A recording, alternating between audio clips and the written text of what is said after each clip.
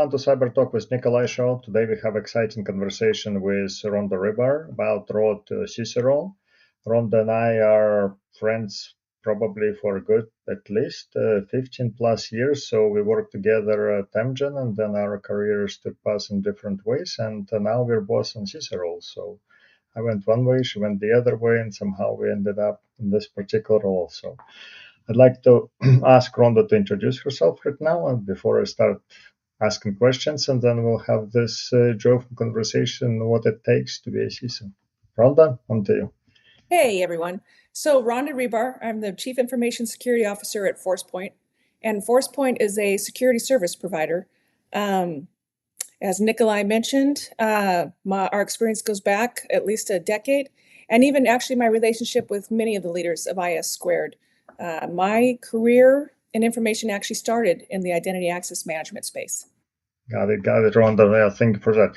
So, Rhonda, you started in identity and access management space. Back in the day when we were together at Amgen, information security was had very limited exposure. Mm-hmm. When did you start thinking that you would like to move on and look for something different? Because again, up to 2014, you were still in the same role, and I was there. And then essentially you left Amgen, and then you start pursuing different careers. Like what went into your mind and said, "Hey, I think I'm tired of it," or what? Yeah. Was going on there that you decided to make a move? So it actually did change. I recall setting up identity access management, the first program for Amgen back in 2010. Actually, I think you know what? I'm actually going the other way. Sorry, I think we set it up in 2000, and in 2010 is when I kind of recall leaving it. And it probably even happened before that, because as you know, working for a large company like Amgen, it's not uncommon for there to be another area that needs, I don't know, your expertise. And so you get tapped on the shoulder to go to those other areas. And I recall when I left in 2014 that I was actually over in regulatory affairs, IS, Department of Function of Development, IS.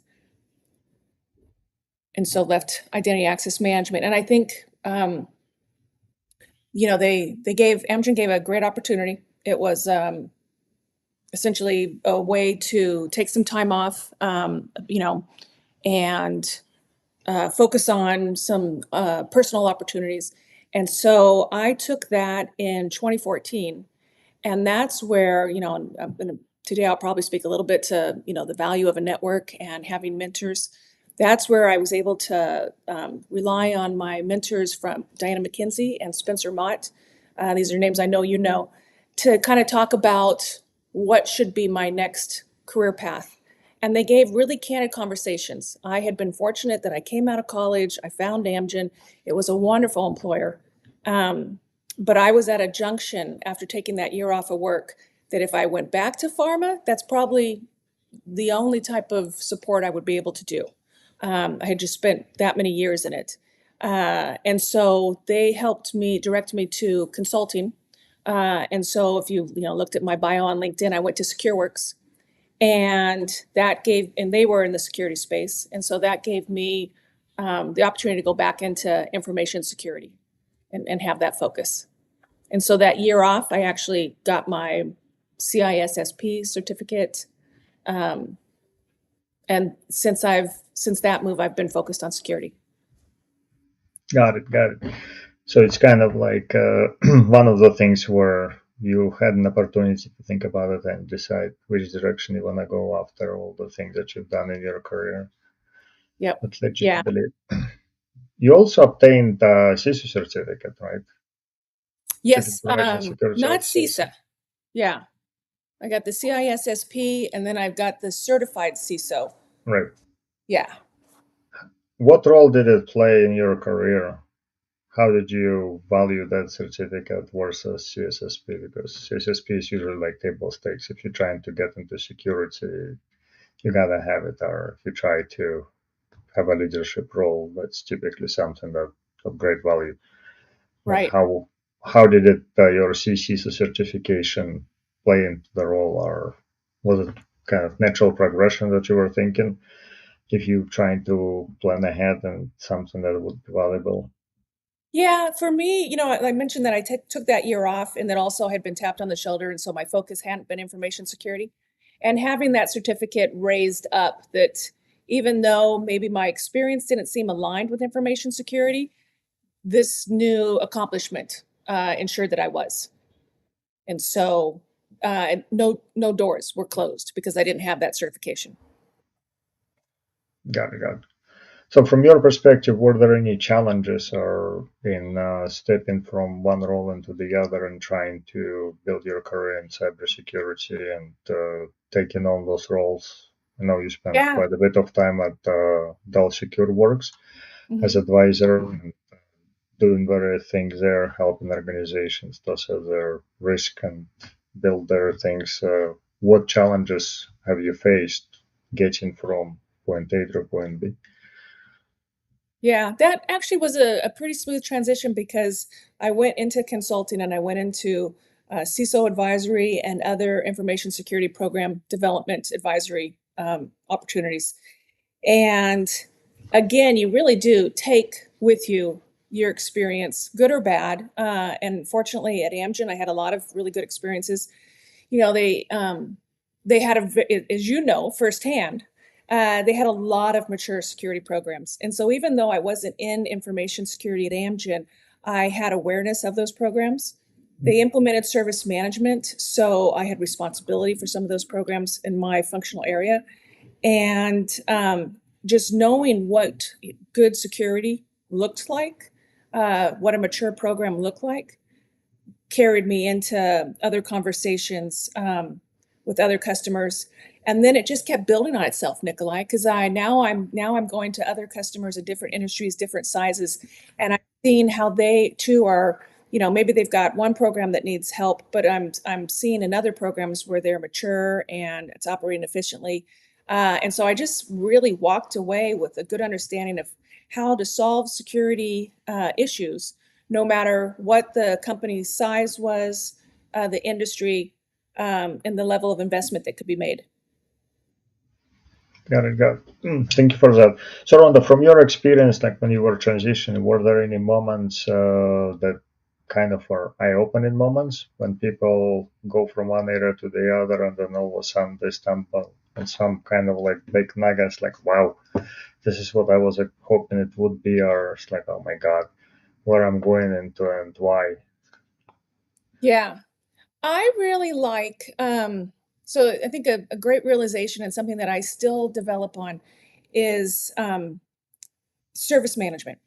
And so, often consulting, it was with customers that had very lean teams, and even now, I would say, no matter who you work for, with the turnover in cybersecurity, it's not uncommon that at one point a CISO is going to have to work through a lean team while you're figuring out how to fill those gaps, moving to global markets. Anyway, the challenges that CISOs are having to experience.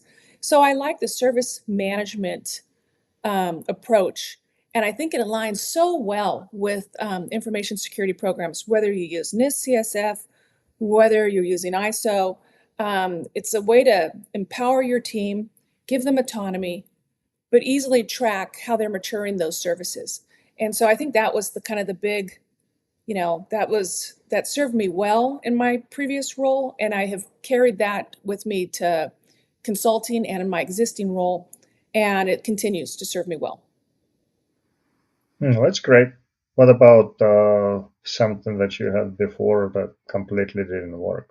Or you said, hey, I wish I haven't tried that one. And I would just say we were so fortunate at Amgen that information security was well monitored. It was, obviously the attention that our CIO gave it, um, that, and I know our CEO as well.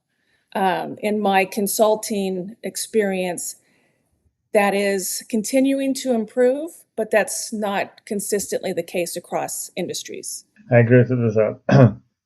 So, so, Rhonda, from your experience, like how would you value mentorship and people that were helping you to make transition from point A to point B? Because there's always, some people try to be self-made and just go and struggle there. The others reaching out for people to ask for help. And most people I know in this industry and probably in the other industries as well, they're willing to help, give advice and suggest. And how did it help you? Or how did the individual that you named, Spencer and Diana, Mhm. help to get you from where you've been, where you are today? Yeah, some of it's just encouragement, and then, increasing your awareness. I had not really considered consulting, and then in the conversation with Spencer Mott, he just, shared, what I could expect from it, and then you just can't, diminish the value of your network when they can, help, make those relationships. On the other side of it is when you're hiring someone, think about your best hires. Haven't they always been like referrals from your network? So I just think the network is key. And I'd like to even go further on because one of the things that I think is important about, a true benefit to CISOs is being able to rely on your network. So in my role right now, I often go in front of our sales team and tell them how they can engage me. And I'm always happy to meet with other CISOs to build out that network.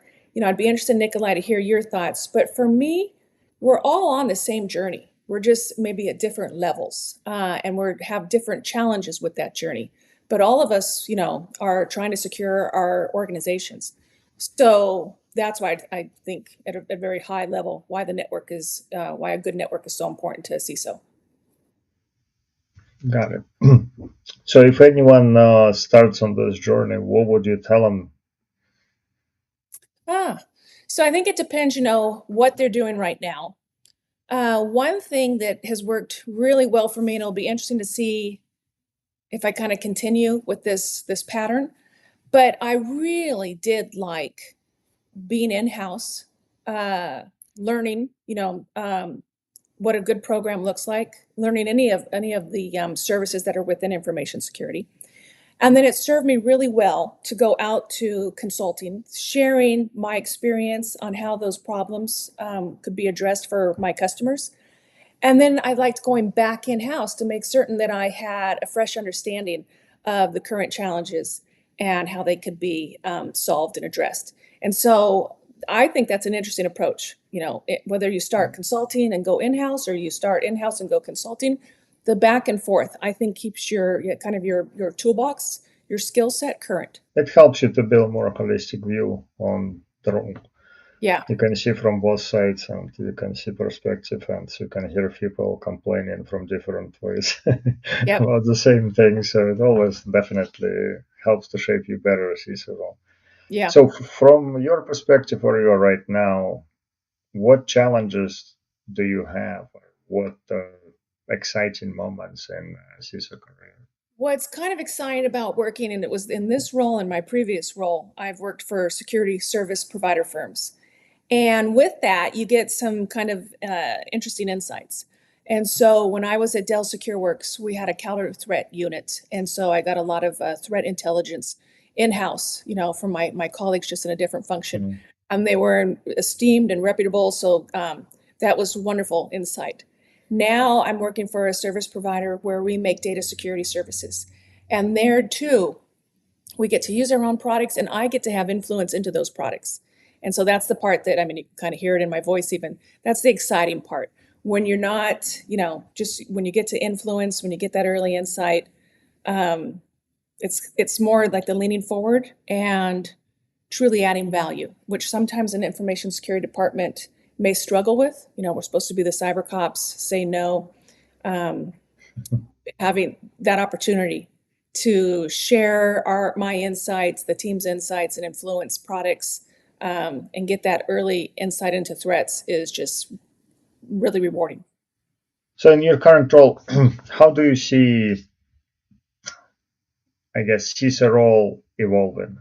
It's like where you've been, where you started, and how do you see progression of it, and what responsibility is going to be Mhm. coming to CISO plate, and what CISOs need to be aware of. And Yeah, I don't think that can be a consistent response across different industries.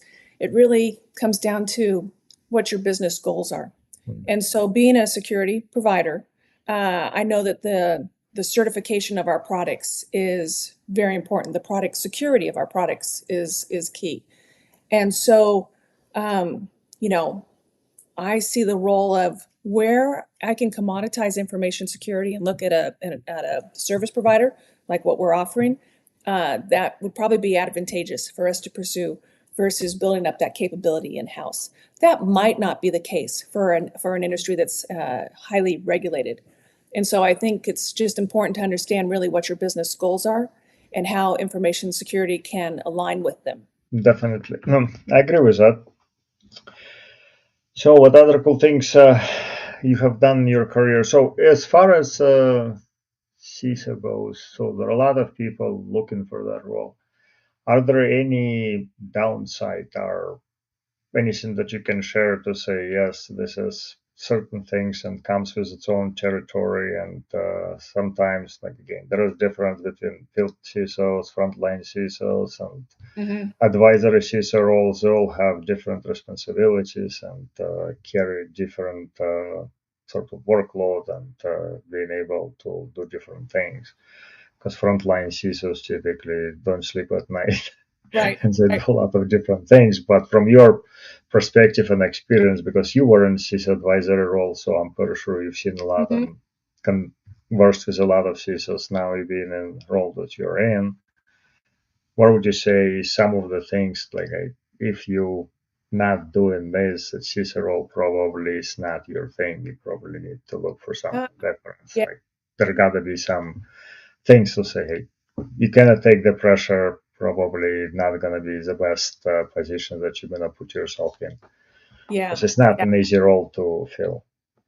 It really highlights having a competent team that you can rely on. And so I'm fortunate in that regard. But I do joke that I'm the chief worry officer because, the threat actors are always pivoting and they're a challenge to defend. You know, I think any CISO that thinks it's not if, it's when is probably misleading themselves. It just puts the importance on that response and recoverability. Um, that's what that's the reality of it that you need to be prepared for. Got it. Got it. Yeah, it's definitely can Same be way. Yeah. challenging. Yeah. And you're also in the security space with, the identity as an identity service provider.